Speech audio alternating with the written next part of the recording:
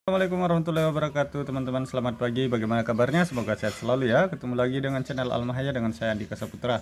Nah teman-teman, pada pagi hari ini saya akan memberikan informasi lagi terkait dengan surat edaran yang baru keluar 22 Juli kemarin ya, terkait dengan pendataan tenaga honorer yang akan dilakukan untuk persiapan pembukaan P3K tahun 2022 untuk P3K non guru.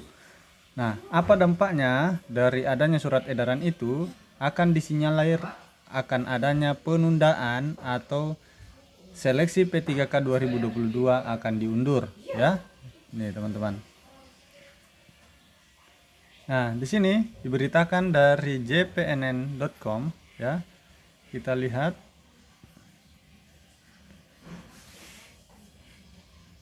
Kementerian Pendayagunaan Aparatur Negara dan Reformasi Birokrasi Menpan RB meminta para pejabat pembina kepegawaian di institusi pusat maupun daerah segera memetakan data honorernya. Pendataan honorer ini ditenggat paling lambat 30 September 2022. Ya, apa dampaknya jika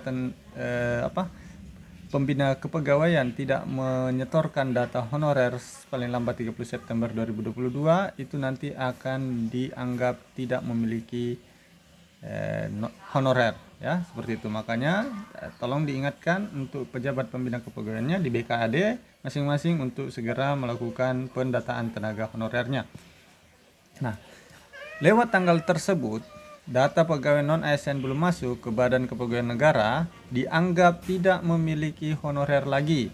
Sebut pelaksana tugas Menpan RB Pak Mahfud MD dalam surat edarannya bernomor sekian-sekian ini ya. Artinya jika BKD teman-teman di instansi teman-teman tidak memberikan datanya paling lambat 30 September, maka dianggap tidak ada honorer di daerah itu. Jika tidak ada, apa dampaknya? Kemungkinan tidak bisa ikut untuk P3K. Ya, padahal ini kesempatan emas bagi teman-teman honorer di tahun ini untuk bisa menjadi P3K di tahun 2022. Kalau di tahun 2023 kemungkinan akan bersaing secara terbuka dengan pendaftar umumnya ya. Nah, pendataan honorer tersebut menimbulkan pro kontra di kalangan honorer. Ada yang gembira karena akhirnya mereka masuk database BKN. Sebagian lagi protes karena pelaksanaan seleksi pegawai pemerintah dengan perjanjian kerja tahun ini bakal molor ya, karena tenggat waktunya saja sampai 30 September. Artinya sampai saat itu 30 September itu belum akan ada tes P3K ya. Pendataan honorer paling lambat 30 September, lalu kapan pelaksanaan seleksi P3K 2022? Kata Ketua Forum Honorer K2 Kabupaten Ponorogo, Ajun, kepada JPNN hari Minggu 31 Juli. Ya. Dia menilai pendataan honorer tersebut akan memperlambat proses seleksi P3K 2022. Ya benar ya, karena memang kalau pendataannya saja paling lambat 30 September, ya pasti otomatis pelaksanaannya tesnya pasti di atas 30 September untuk penerimaan honorer non guru ini ya. Nah, lebih lanjut, Ajun yang sehari-harinya sebagai perawat itu mempertanyakan bagaimana dengan sistem informasi sumber daya manusia kesehatan SISDMK ya. Kami honorer kedua kan sudah masuk SISDMK, buat apa lagi ada pendataan honorer, tanya dia. Menurut Ajun, yang mendesak saat ini adalah regulasi untuk P3K non guru. Sampai hari ini yang ada baru Permen Pan RB, sedangkan untuk nakes belum terbit ya. Yang ada cuman Permen Pan RB untuk guru, sedangkan untuk umum atau non guru belum ada juga terbit sampai sekarang. Seharusnya, kata Ajun, Permen Pan RB non guru segera diterbitkan. Hasil pendataan honorer akan diuji publik tanggal 30 September dengan masa singgah 14 hari. 30 September pendataan honorer, data diuji publik bulan Oktober. Akhirnya molor terus ucapnya. Ya benar, ada benarnya juga kalau seperti ini akan molor terus ini pendataan P3K. Ya kita doakan semoga lancar setelah Oktober ya. Kan lagi pula kalau tes P3K itu cuma 1 kali, langsung sekaligus ada kompetensi teknis, manajerial, sosial kultural, dan wawancara.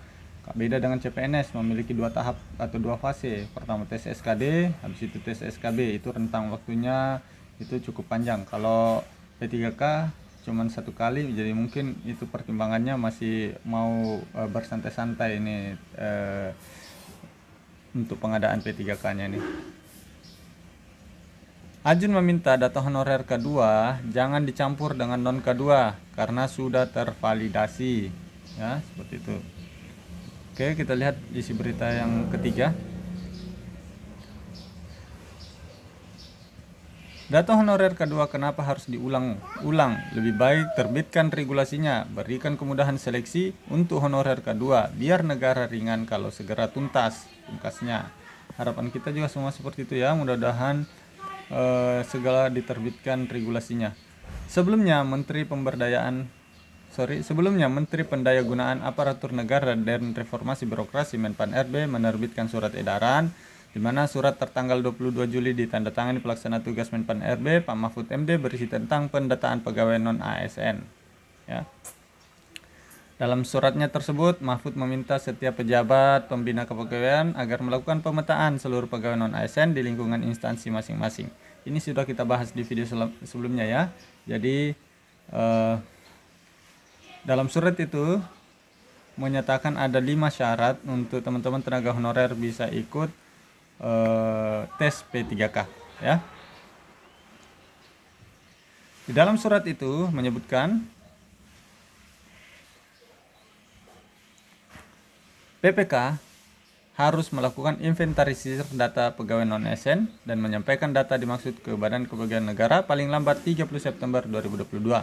Penyampaian data honorer harus disertai dengan surat pernyataan tanggung jawab mutlak yang ditandatangani PPK. Ya. Terus yang ketiga, perekaman data pegawai non-ASN harus menggunakan aplikasi yang telah disiapkan BKN. Jadi nanti ada aplikasi yang disiapkan BKN. Nanti di situ para PPK itu akan menginput data pegawai non-ASN ke aplikasi tersebut untuk didata, ya. Selanjutnya, bagi PPK yang tidak menyampaikan data pegawai non-ASN dianggap dan dinyatakan tidak memiliki pegawai non-ASN, ya. Ini tegas ya. Jangan sampai kalau hal itu terjadi silakan gugat BKD-nya masing-masing, ya. Selanjutnya, untuk kelancaran pemetaan dan data pegawai non-ASN agar kiranya para PPK berkoordinasi dengan BKN dalam pelaksanaannya, Mahfud meminta PPK yang memiliki honorer segera melakukan pemetaan jika sebelum deadline yang ditentukan. Jika tidak masukkan datanya, berarti daerahnya dianggap tidak memiliki tenaga honorer. Oke, teman-teman, itu beritanya yang terupdate terkait dengan P3K dan pendataan tenaga honorer. Bagi teman-teman, silakan persiapkan diri dari sekarang.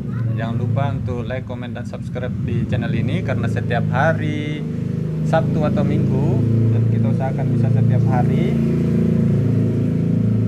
kita akan adakan latihan soal di channel ini, ya. Sekian, terima kasih. Assalamualaikum warahmatullahi wabarakatuh.